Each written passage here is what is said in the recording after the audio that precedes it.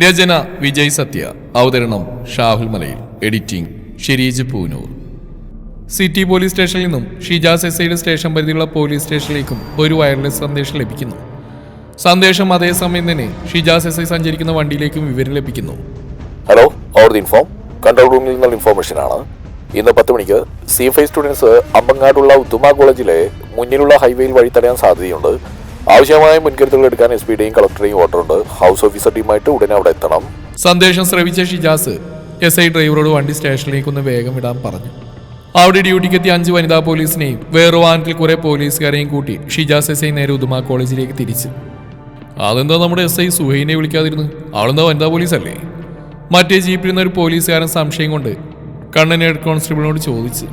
അതല്ലേ രസം, ഇന്നാൾ കാപ്പിലി ബീച്ചിൽ കടലിൽ നിന്നൊരു സ്ത്രീയുടെ ശവം കരക്കടിഞ്ഞപ്പോഴും അതിൻ്റെ ഇൻക്വസ്റ്റ് തയ്യാറാക്കാനും ഇപ്പം കയറിയ വനിതാ പോലീസുകാർ മാത്രമേ അങ്ങോട്ട് ഉപയോഗിച്ചിട്ടുള്ളൂ.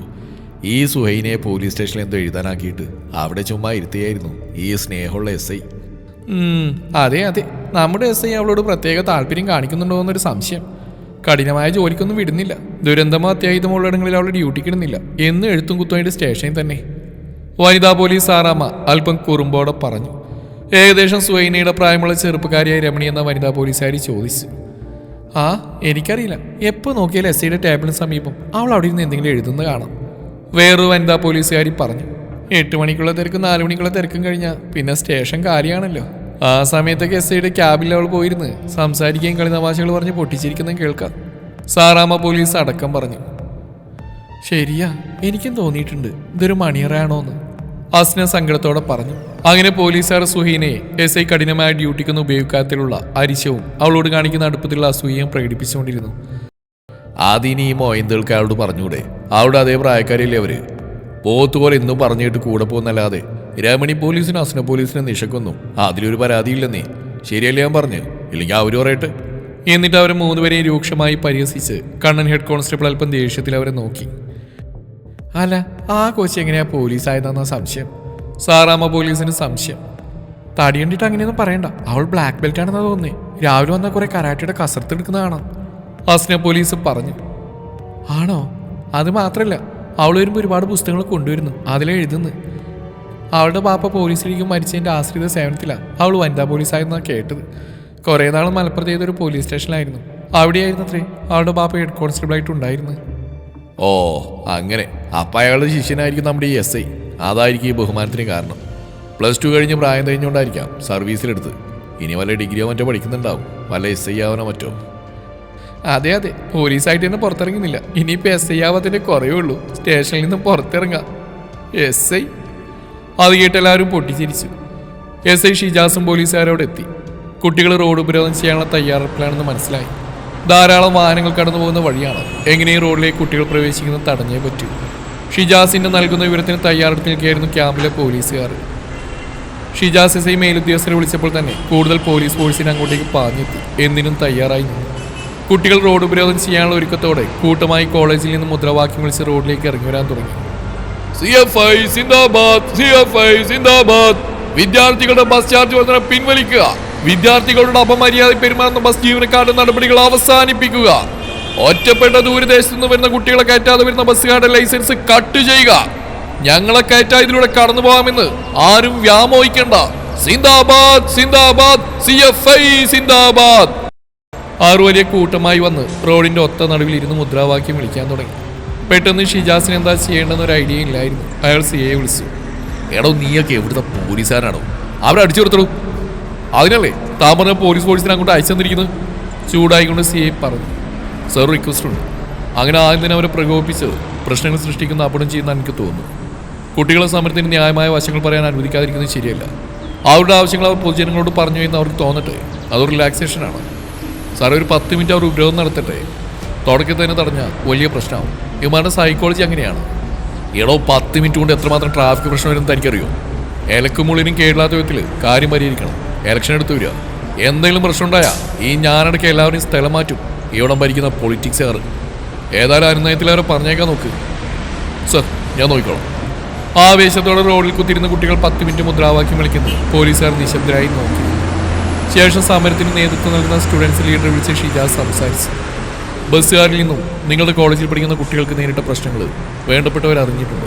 ബസ് ജീവനക്കാരോട് സംസാരിച്ച് ഇവിടെ പഠിക്കുന്ന കുട്ടികൾ അവരുടെ വീടിനടുത്തായാലും ഏത് സ്റ്റോപ്പിൽ നിന്നായാലും അവരെ എടുക്കണമെന്നും കർക്കശമായി നിഷ്കർഷിക്കുക. കൂടാതെ ബസ് ചാർജ് പ്രവർത്തനം പിൻവലിക്കാമെന്നുള്ള ഉറപ്പ് അധികൃതരുടെ ഭാഗത്തുനിന്ന് ഉടനെ ഉണ്ടാവും.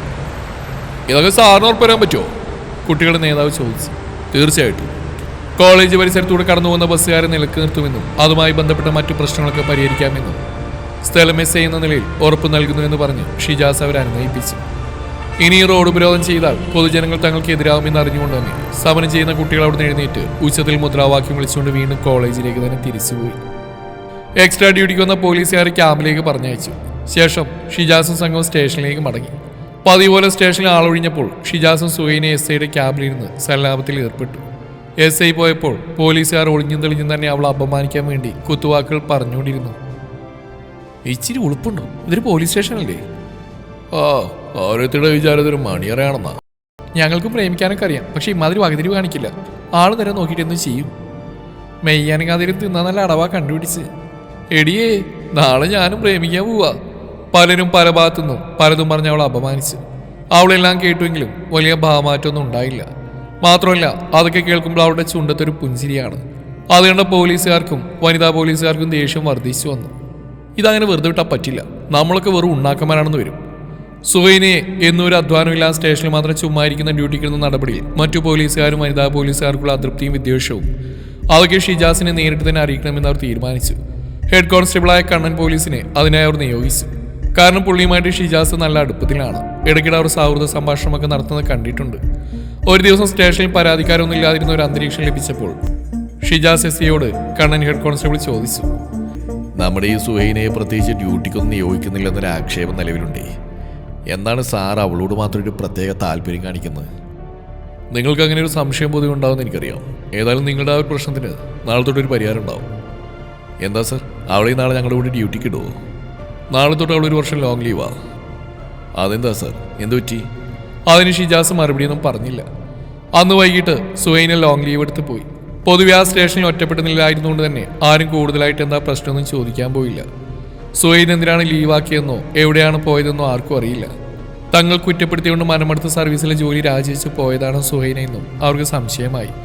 അതുകൊണ്ട് തന്നെ പോലീസുകാരും വനിതാ പോലീസുകാരികളും വല്ലാത്ത പശ്ചാത്താപ വിവശരായിരുന്നു. പാവത്തിനെ ചേർത്ത് നിർത്താതെ ഒറ്റപ്പെടുത്തി ആത്മവിശ്വാസം നഷ്ടപ്പെട്ട് ജോലി രാജിവെച്ച് പോയിട്ടുണ്ടാവും. കുറേ മാസങ്ങൾ കഴിഞ്ഞപ്പോൾ ഷിജാസ് എസ് ഐ ആ സ്റ്റേഷനിൽ നിന്ന് സ്ഥലം മാറിപ്പോയി. ഏകദേശം ഒരു വർഷത്തിന് ശേഷം ഷിജാസ് എസ് ഐ ഇപ്പോൾ വീണ്ടും ബേക്കൽ സ്റ്റേഷനിൽ ചാർജ് എടുത്തിരിക്കുകയാണ്. കണ്ണൻ ഹെഡ് കോൺസ്റ്റബിളും പഴയ വനിതാ പോലീസും ഷിജാസിനെ സ്വീകരിച്ചു. പിറ്റേന്ന് ഷിജാസ് എസ് ഐയുടെ ഫോണിലേക്ക് ഒരു കോൾ വന്നു. ഇക്ക, എങ്ങനെയാണ് നമ്മുടെ ബേക്കിൽ? അതേ അന്തരീക്ഷം തന്നെയല്ലേ? അതെ, ആണ്. ഫോർച്ചുനേറ്റ്ലി ഇക്കാക്ക് പോലും സർപ്രൈസ് ആയിട്ട് ഞാൻ അങ്ങോട്ട് വരുന്നുണ്ട്. നമ്മുടെ പഴയ എല്ലാ ആൾക്കാരും ഇവിടെ ഉണ്ടല്ലോ അല്ലേ? നമ്മുടെ യുവാക്കാരും പറയാനാണോ? അല്ല, സർപ്രൈസ് ആണെന്ന് പറഞ്ഞില്ലേ? ആ ശരി. രാവിലെ തന്നെ ബേക്കലിലെ DYSP ഓഫീസിലും CA ഓഫീസിലും ഷിജാസിന്റെ ഹൗസ് ഓഫീസിലും സന്ദേശം വന്നു. ജില്ലയിൽ നിന്ന് പുതുതായിട്ട് SP ചാർജ് എടുക്കുന്നു. പല സ്റ്റേഷനിലും മിന്നൽ സന്ദർശനം ഉണ്ടാവും. പറഞ്ഞു തീർന്നില്ല. ആദ്യമായി ബേക്കൽ സ്റ്റേഷനിലേക്ക് SP മിന്നൽ സന്ദർശനത്തിന് വരുന്നു. SPയുടെ വണ്ടി സ്റ്റേഷൻ പരിസരത്ത് വന്ന് നിന്നു. CAയും സംഘവും SIയും സംഘവും എല്ലാവരും അണിനിരുന്ന് SPയെ വരവേൽക്കാൻ സ്റ്റേഷന്റെ വരാന്തിയിൽ അക്ഷമനായി കാത്തു നിൽക്കുകയായിരുന്നു. SPയുടെ വാഹനത്തിന്റെ ഡോർ തുറക്കപ്പെട്ടു.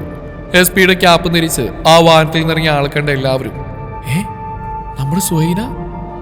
അവർ സ്റ്റേഷനിലേക്ക് നടന്നു വരുന്നതിനനുസരിച്ച് എല്ലാവരും ചടപടായെന്ന് സല്യൂട്ട് അടിച്ചു. അവരുടെ അഭിവാദനം ഏറ്റുവായും പുഞ്ചിരിച്ചുകൊണ്ട് സുഹൈന അവരുടെ നേരെ നടന്നു വന്നു. SP എല്ലാവരെയും പേര് വിളിച്ച് പരിചയപ്പെട്ടു. പോലീസുകാർക്കും വനിതാ പോലീസുകാരികൾക്കും വല്ലാത്ത ചാളിതയുണ്ടായി. കഴിഞ്ഞ പ്രാവശ്യം ഈ സുഹൈന വനിതാ കോൺസ്റ്റബിളായി വന്നപ്പോൾ തങ്ങളെല്ലാവരും അപമാനിച്ചതാണ്. ഇപ്പോഴിതാ അതേ സുഹൈന ഇന്ന് തങ്ങളുടെ എല്ലാം മേൽ അധികാരിയായി ഈ ജില്ലയുടെ പോലീസ് സൂപ്രണ്ടായി വന്നിരിക്കുന്നു. ഒഫീഷ്യൽ മീറ്റ് കഴിഞ്ഞതിന് ശേഷം SI ഷിജാസ് മുന്നോട്ട് വന്ന് പറഞ്ഞു. നിങ്ങളൊക്കെ വന്ന് വണ്ടടിച്ചിരിക്കുകയാണെന്ന് ഞങ്ങൾക്കറിയാം. ഇപ്പോഴത്തെ പോലീസ് സൂപ്രണ്ട് നമ്മുടെ പഴയ ഹെഡ് കോൺസ്റ്റബിൾ സുഹൈനയാണെന്ന് അറിയാലോ? അറിയാം സർ. എല്ലാവരും തലവലിക്ക് സമ്മതിച്ചു. അന്ന് ഞാനിവിടെ SI ആയിട്ടിരിക്കുന്ന സാഹചര്യത്തിൽ ഇവർ വനിതാ പോലീസായിരിക്കുന്ന സമയത്ത് ഡ്യൂട്ടിക്കിടാത്തതിനെ ചൊല്ലി അന്ന് പലർക്കും പരാതി ഉണ്ടായിരുന്നല്ലോ. അന്ന് ഞാൻ അങ്ങനെയൊക്കെ വിട്ടുവീഴ്ച ചെയ്ത് കൊടുത്ത് എന്തിനാണെന്നറിയോ? ആ സമയം സുഹൈനമ്മയുടെ IPS എക്സാമിന് പഠിക്കുകയായിരുന്നു. അതിൽ നല്ല റാങ്കോടെ പാസ്സായി ഇവരെ സെലക്ട് ചെയ്ത് ട്രെയിനിങ്ങിന് വിളിച്ചപ്പോഴാണ് ഇവർ ലോങ് ലീവ് എടുത്ത് പോയത്. പിന്നെ ഒരു കാര്യം പറയട്ടെ, മലപ്പുറത്തെ പട്ടാമ്പിയിലെ പോലീസ് സ്റ്റേഷനിൽ അബൂബക്കർ എന്നൊരു ഹെഡ് കോൺസ്റ്റബിൾ ഉണ്ടായിരുന്നു. എൻ്റെ പഴയ ആശാനാണ്. സർവീസിലിരിക്കുമ്പോൾ മരണപ്പെട്ടവരുടെ ആശ്രിതർക്കുള്ള സേവനത്തിൻ്റെ ഭാഗമായിട്ട് മകളായിട്ടുള്ള ഈ സുഹൈന ബേക്കിൽ വനിതാ പോലീസായി വന്നപ്പോൾ അബൂബക്കർ സാറിനുള്ള ബഹുമാനവും സുഹൈനയുള്ള പഠിക്കാനുള്ള താല്പര്യം കണ്ടപ്പോൾ ഞാൻ ചേർത്ത് നിർത്തി സഹകരിച്ചു. അന്ന് സ്റ്റേഷനിൽ കണ്ടത് ആ ഒരു സഹകരണമായിരുന്നു. അവളത് രഹസ്യമായിട്ട് സൂക്ഷിക്കാൻ പറഞ്ഞുകൊണ്ടായിരുന്നു അവളുടെ IPS പഠന വിവരം ആരെയും അറിയിക്കാതിരുന്നത്. അങ്ങനെ എങ്ങനെയൊക്കെയോ ഞാൻ അവിടെ മനസ്സിൽ കയറിപ്പറ്റി. അല്ല, ഞാൻ ഷിജാസിനെ വളച്ച് പ്രണയിച്ച്. SP സുഹൈന അത് പറഞ്ഞപ്പോൾ എല്ലാവരും പൊട്ടിച്ചിരിച്ചു. പിന്നെ ആ പഴയ സ്റ്റേഷനിൽ വെച്ച് തുടങ്ങിയ പ്രണയം ഇന്നും നിലനിൽക്കുകയാണ് കേട്ടോ.